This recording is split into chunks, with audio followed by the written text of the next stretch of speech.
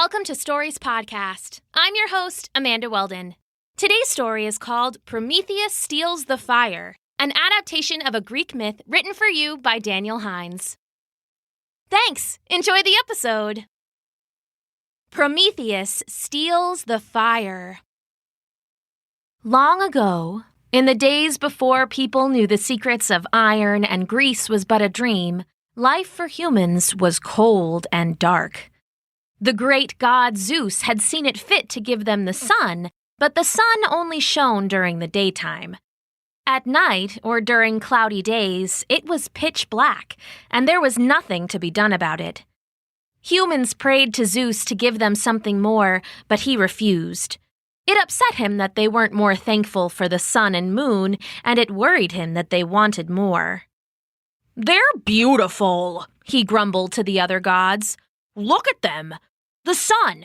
You ever seen anything so bright and warm? And the moon, come on, it's gorgeous. Maybe these ingrates should appreciate what they've been given. I mean, all I hear is complaining. Wah, it's too cold. Bah, it's too dark.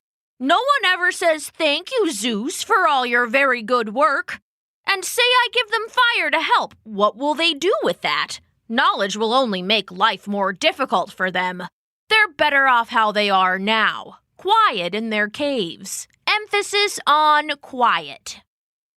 The other gods would all agree with him, not because they really agreed, but they just didn't care. Humans weren't of much interest to them back then, and they were content to let Zeus play his petty games. On all of Mount Olympus, there was only one person who felt pity for the humans. It was a titan named Prometheus. His name meant forethought, and it fit him well. He was always thinking ahead, planning and scheming to make the world a better place. He had a particular soft spot for the humans, and Zeus's rant had made him angry. When the other gods left the throne room, he marched up to Zeus and stood before the throne, waiting. "Prometheus, of course," said Zeus. "I suppose you're here to bother me about the humans again. Is that it? Did I guess it? What's my prize, boy?" Prometheus rolled his eyes. He could already tell this wasn't going to work. Zeus was a bully and a blowhard. He had always been a bully and a blowhard. Still, he had to try.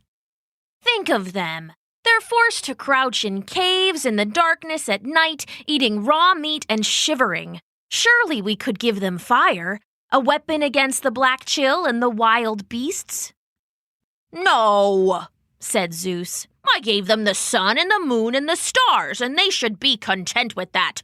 To give them more will only confuse them, and besides, they aren't worthy of it." "But isn't it our job to help make them worthy? We're like parents punishing children that we've not bothered to raise." "Enough!" roared Zeus. "Humans are simple creatures, and fire brings power, knowledge, and progress. I say they don't need it, they don't deserve it, and they won't have it." He slammed down his fist and lightning crackled in the air. A mortal would have been destroyed, but Prometheus was only blown backwards towards the door. "Begone with you!" Prometheus stood up slowly, looked at Zeus, and then strolled out of the throne room. He'd gotten nowhere, and now his back hurt to boot. He should have known that Zeus would never change. He walked, head down in thought, not really caring where his feet took him. Soon, he was strolling along a mountain stream, enjoying the smell of the wild fennel plants. His conversation with Zeus was pricking at him again and again, like a stone stuck in the heel of a shoe. "I can't believe this," he muttered to himself. "How can a god be so dense?" In frustration, he kicked at the brush by the riverbed. Something broke off and spun away, trailing a white fluff. Curious, Prometheus picked it up and peered inside. It was a dried fennel stalk, hard on the outside and fluffy on the inside. He cocked his arm to throw it in the river and then paused. An idea flashed through his mind, a plan forming all at once, swifter even than Zeus's lightning. A smile shone sudden across his face. Prometheus turned the plant over in his hands. The soft fluff would burn for a long, long time, and the dry, hard exterior would keep it protected. If he could just manage to get some fire, the fennel stalk would be the perfect way to sneak it down to earth. The problem would be getting the fire. In those days, it was rare even on Mount Olympus. There were only a few places to get it, and none of them would be easy. He thought for a moment and decided to try and talk to Apollo first. He made his way to the edge of Mount Olympus, where Apollo was readying his chariot to pull the sun across the sky. Prometheus told him about his plan to steal the fire and asked Apollo to carry him so he could light the fennel stalk from the fire of the sun. "Oh, no," said Apollo, putting up his hands to silence Prometheus. "I heard Zeus earlier, and I want no part of this. I mind my business, and my business is the sun. I'm sorry, friend, and I'm sorry for the humans, too, but I can't take you with me." Prometheus sighed. "I understand, but maybe I could stow away?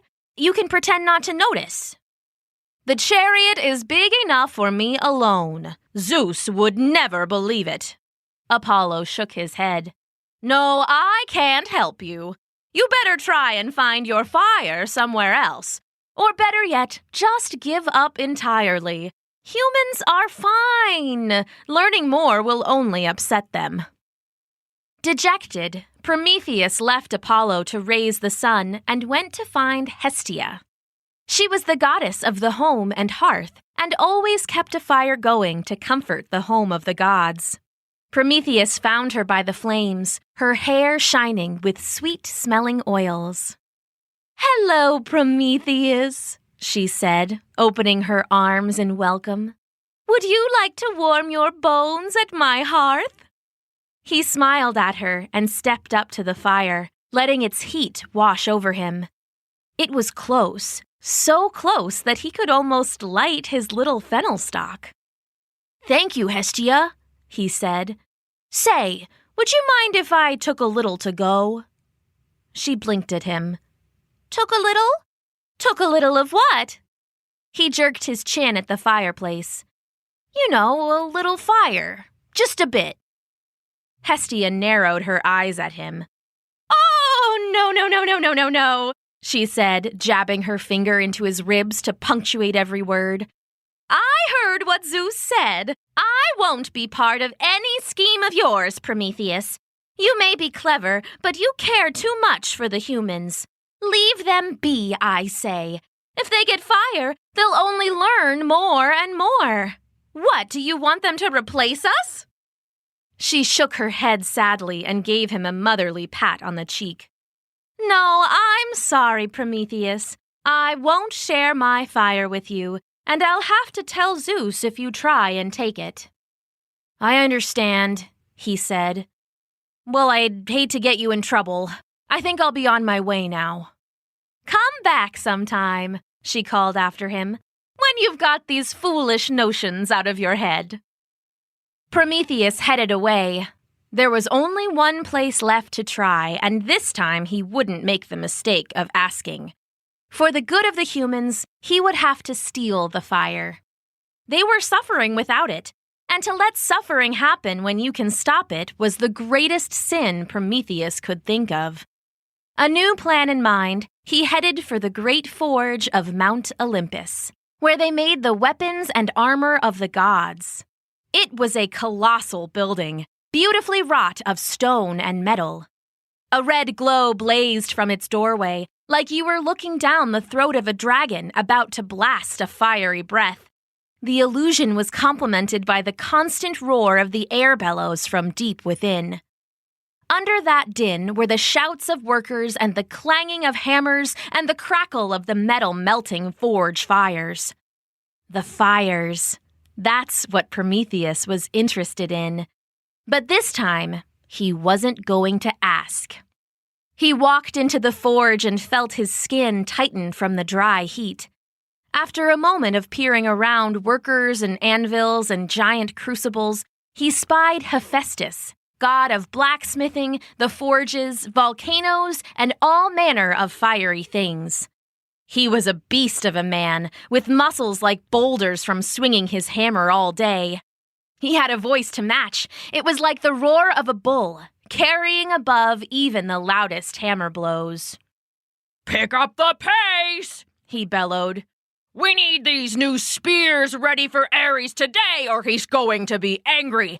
And trust me, you wouldn't like him when he's angry.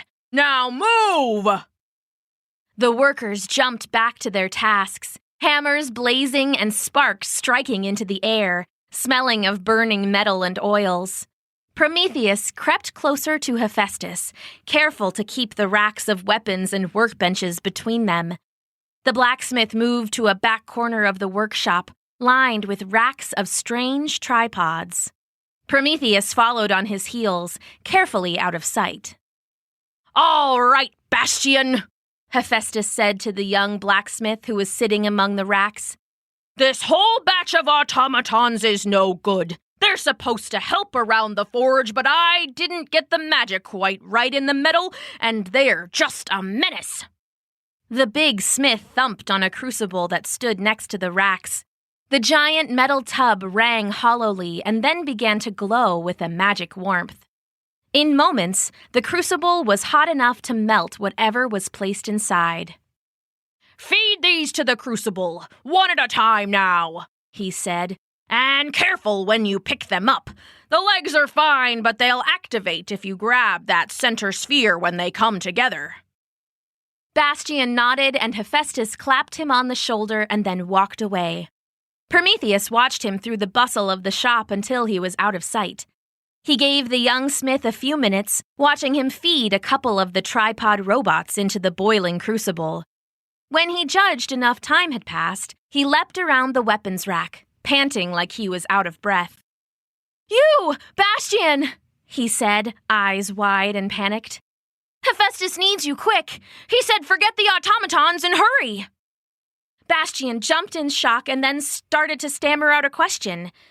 "There's no time. He needs you. Go, go, go!" The young man looked at the rack of automatons and then back to Prometheus, opened his mouth to say something, and then turned and took off towards Hephaestus. "So far, so good," Prometheus said, walking up to the rack of robots. "Elegant machines. It's a shame that you didn't work out. Still, I think I can find a use for you." One by one, he placed his palm on the center of over a dozen tripods. They shook and kicked like sleeping dogs and then shook themselves awake. For a moment, though, they were too broken for his plan to work. But then they started to chitter and took off in every direction. In moments, the forge was full of crashes and screams and hisses and clangs. "Don't just stand there!" shouted Hephaestus. "Catch the blasted things!" The shop sank further into chaos. Dozens of blacksmiths ran back and forth, hitting robots and each other with hammers and tongs. Sparks flew wildly, and the bellows began to work in overdrive, roaring louder than even the angry god. Smoke spilled out of furnaces, and steam spilled from quenches, and the air grew thick as honey. Others coughed and ran blindly. They tripped and rolled and flailed, but Prometheus had memorized the layout of the forge the first time he went inside. Without so much as a stumble, he made his way to the center of the forge. There, he approached the great fire of the gods, unguarded for the moment. With tender care, Prometheus set fire to the fluff of his dried fennel stalk.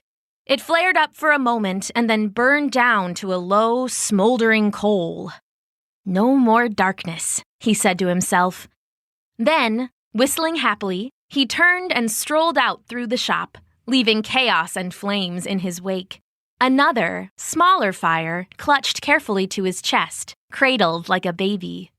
He smiled then, and, knowing that Zeus's anger would be extreme, he still found the courage to take the stolen fire and leave Mount Olympus forever. Far below, in a cave in a land that would someday be Greece, a group of people sat huddled in a circle. It was night, and the animals were hunting.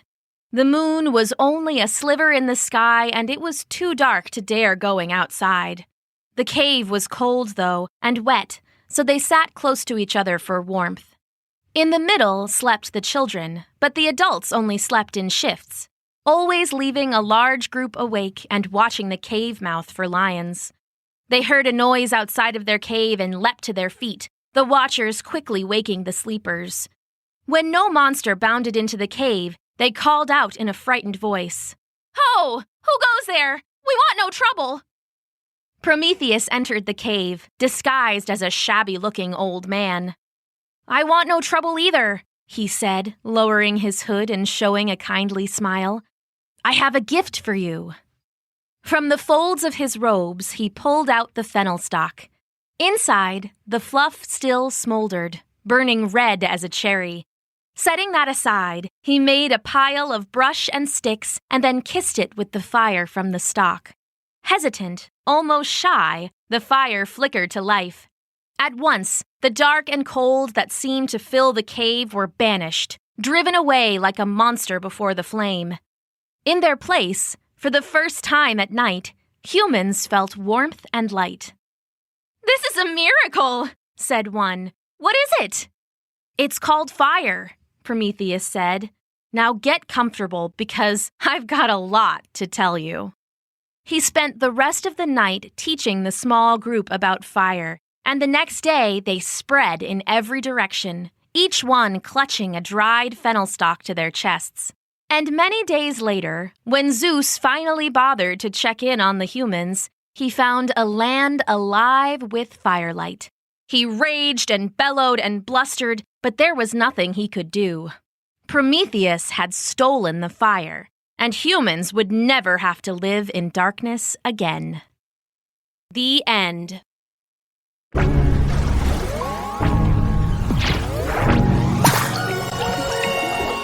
Thanks for listening!